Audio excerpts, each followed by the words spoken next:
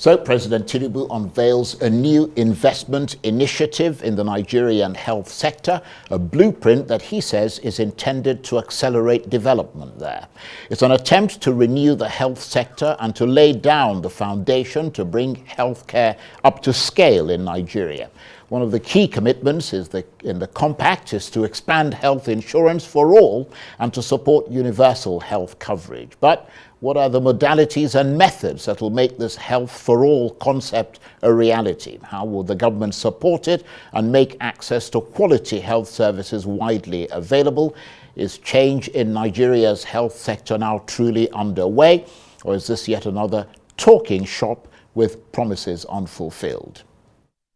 It's no exaggeration to say that today could be a turning point for Nigeria and indeed for Africa. The scale of your ambition is a model for other countries, and if implemented, it will send a powerful message throughout our continent that universal health coverage is possible. It can be done. If a country as large and complex as Nigeria can achieve UHC, then anyone can. I'm especially pleased to see that all levels of government and all sectors are represented here today.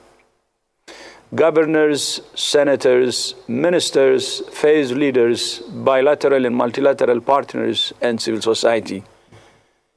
You have understood clearly that achieving universal health coverage is not a job for the Ministry of Health alone. It takes a whole of government and whole of society approach. The occasion marks an opportunity for collective reflection and action as we recommit ourselves to the noble pursuit of health for all. The theme for this year's recommendation, Health for All, Time for Action, encapsulate the urgency and the determination with which we must approach this noble goal. Health is not merely the absence of disease, but the embodiment of physical, mental, and social well-being. It is a fundamental human right, and Nigeria's commitment to achieving universal health care coverage is reflected in the unwavering dedication of my administration to uphold this right for every individual, young or old, in rural or urban areas. That's President Tinubu there, and before him we heard from the World Health Organization chief, Dr. Ghebreyesus. Well, for more on this, I'm joined now in the studio by the former chairman of the Senate Committee on Health, Senator Lanre Tejuoso, who's also a medical doctor specializing in telemedicine and medical computing. He became a doctor, by the way, at the age of 21, making him one of the youngest doctors in the history of Nigeria. Great to have you on the program. Thank you very much indeed for coming in. Thank you and good evening. Tell us more about your assessment of this blueprint for healthcare that was announced today and the compact that was signed. How will it improve healthcare in Nigeria, which clearly is on life support? Well, first of all, I will say the leadership of this country today has done what we haven't seen in a long time for the health sector. That Mr. President even came there today, even if he did not say anything, but that he was present, is enough to put a lot of impetus on all what we are talking about on the initiatives we need for health. When I was in the Senate, we started the amendment of the Health Insurance Act, and we did everything possible to make it become operational as of 2019. But it failed to be signed by the executive at that time. We did not get the kind of support that the present government is given. So leadership, first of all, is a major issue that I think with that we have some little renewed hope that the success of the health sector is beginning to show some sign of success. Right. So it's your sense that this is a flagship sort of totemic issue, this blueprint for the Tinubu administration, this is a defining moment? Well, I've listened to so many speeches in the past, in my last 10 years of being in politics, in national politics. And we always talk about a lot of money being injected in the health sector. But I would say, quote unquote, that money is not our problem for the health sector. It is how we spend that money. The problems of the Nigerian health sector is very, very simple. When you talk about the statistics of the health, the health indices of countries all over the world, they put Nigeria at a very low level. But what kills us in Nigeria is not as bad as COVID. You can see how successful we were in managing COVID. Malaria kills us more than COVID. What are we doing for malaria? All we need is to ensure that we have functional primary health centers in all the wards in Nigeria. We have at least about 10,000 wards in Nigeria on the average. There's nothing stopping us from having one functional ward in every ward, and that is going to be a solution to many of our health problems. Today, the speeches that we had today, they talked about retraining of our health workers. As soon as we retrain them and they have the certificate, they are off to Europe, and off to America. So retraining, yes, but then how do we keep them in Nigeria? Well, let me ask you that question. What's your solution to the problem of brain drain? The solution to brain drain in the health sector? Very simple.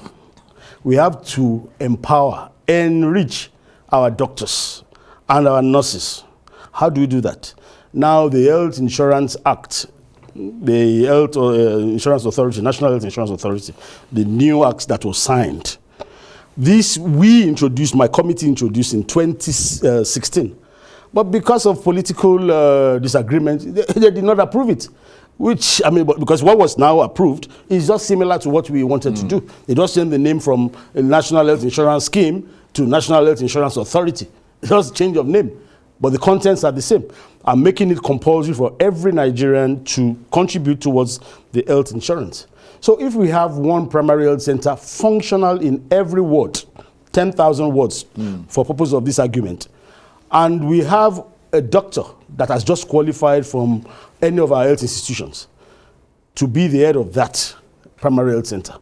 Now we allocate 5,000 Nigerian citizens to be registered with that primary health center.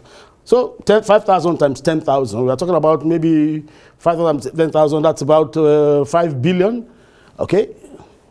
Every month we pay the 1,000 naira per patient per month.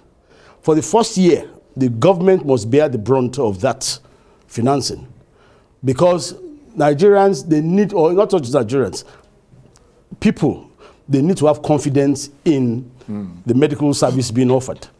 They've lost confidence generally today. So we need to build that confidence. So for the first 1 year, we have to provide the funding for these primary health centers and for these patients or Nigerians to come free of charge for the first year, so that they can regain the confidence before they start contributing the 1,000 naira that is now mandatory for them. It sounds quite innovative, what you're suggesting, but I have to wonder why it's deteriorated to this level in the first place. Because as you correctly pointed out, and I think as the head of the World Health Organization suggested earlier, I mean, Nigeria ranks amongst the lowest in the world when it comes to healthcare. I mean, after 63 years of independence, you have to wonder why. Well, you know, when you look at the statistics, and as a Nigerian myself, and being a player in the market, there's no one in Nigeria today, if you have the money, you get good health service. There are so many private hospitals where you get good health service, but it's a matter of finance. So the statistics really is for the lower cadre of Nigerians. Who make up the vast majority. Yes. And, you know, who just don't have access to health. Right. That's why we have to focus on the primary health centers. Yeah, and that's why we focus on those people, not on rich people like you. Well, I don't know. That's subjective. So now, those primary health centers that we have today, we also have digital health available for telemedicine. But all these primary health centers can connect with our doctors in diaspora. They all want to help us. Most of them even tell me they want to do it for free.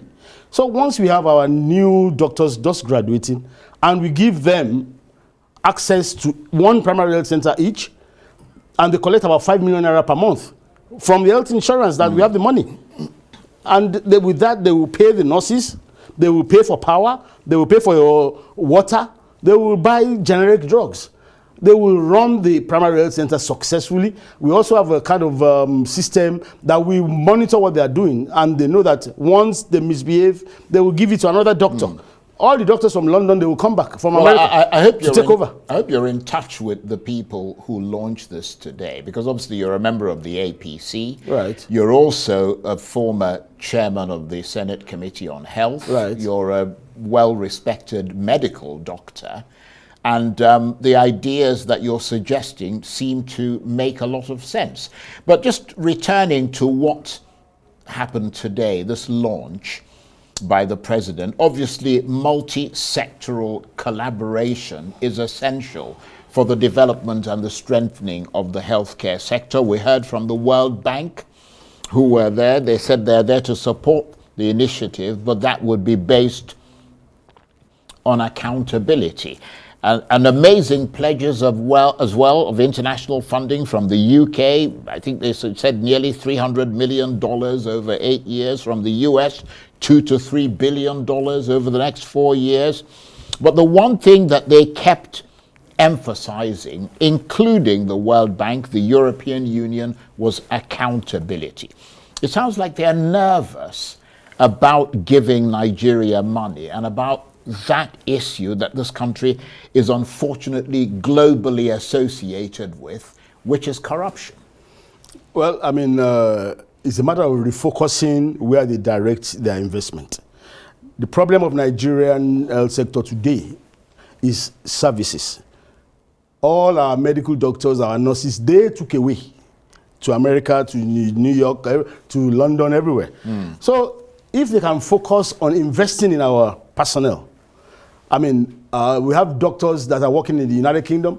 If they say, okay, 10% of the money they are promising us, they pay for the salaries of these doctors, but they must work in Nigeria. If they really mean it, let them pay for the doctors to come back home. Because they're just paying for equipment, cancer equipment, big MRI scans and so on. That is not our problem, immediate problem. Okay, but let us have the doctors. Even the MRI scans that they give to us, we don't have doctors in Nigeria that can interpret all the results. We have to still send it abroad for interpretation. So why do we need that now? The major problem is, let us have our doctors back. Pay their salaries. Most of the other ministries, Ministry of Finance, Ministry of, so many ministries today, we have very good Nigerians back working for the ministers or for the ministry, but they are being paid by the development partners. Why can't we do the same for doctors? Yeah, why can't they pay for doctors? That's a very and let them come and work with us. Well, that's a very reasonable point that you're making, because obviously healthcare is absolutely essential. If you don't fix your healthcare sector, you're not going to be able to get the kind of quality of work and growth of the economy and all the rest of it that you need. And talking about the economy, let me get you to wear your hat as a PDP person. I'm an APC. I mean, an APC person. Sorry, you've been talking about healthcare from the point of view of a doctor, and also from the point of view of someone who was the chairman of the Senate Committee on Health. But you are clearly an APC person. I mean, I could even see it written on your face there. Thank you. But Nigerians have been waiting since 1999 for the fulfillment of the promise of a good life in the face of so much potential wealth. They got some of it between 1999 and 2007. But instead of an improved standard of living as time goes on, they've been seeing things going from bad to worse. How long can a lower cost of living become a reality? How long can they wait for real sustained change, which your party promised 8 years ago, and which they still haven't seen? Exactly how is the government addressing the cost of living crisis in Nigeria? Well, I will say now we are having a realistic government because we are living in another world in the last 10 years, I would say. Because we left... You mean with your party in power? You know, as a senator, once you get into the parliament, you are no longer in any party. You are for Nigeria.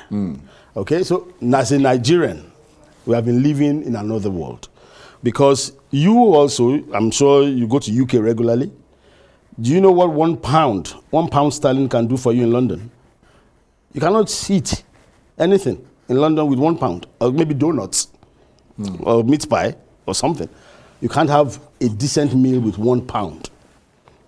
£1 today, if you go to the parallel market, is about 1,500 naira. With that, you can have beautiful 3 square meal in Nigeria. You know that? Yes, if you are not too elaborate. If I'm not like you, so no, I'm okay with 1,000. With £1, I enjoy my meals in Abeokuta, my state. With £1, if you just want to buy a burger in London today, you must spend at least £6-7 with a drink. So can you have that? With £7, you will have meals for about 4 days. So now we are being realistic. Our money now is coming to the right bracket. Okay, so for anyone that means well for Nigeria, we'll know that we just need to give this government some patience. Because now we are coming back to the realistic level of what the Naira should translate to. So our cost of living, of course, we need to sacrifice now, but now we are getting, realistic. We are joining the world. Okay, but even then, Nigeria is still the cheapest place to live in terms of cost of living. So your point then is that my point things are going to get better, are they? Things are going to get better because we are now realistic. We now are joining the world economy, and our money now can buy us what we deserve and what we can say is comparable to other countries. Okay. Well, on that note, I want to thank you very much indeed. It's always brilliant talking with you. And I make a note that you're clearly not from the PDP. That was a slip of tongue, by the way. I know you are from the APC. Senator Lanre Tejuoso is the former chairman of the Senate Committee on Health. He is also a medical doctor. He became a doctor at the age of 21. And he is also the former pro-chancellor, just until recently, of the University of Lagos. Thank you very much indeed. Thank you very much for having me.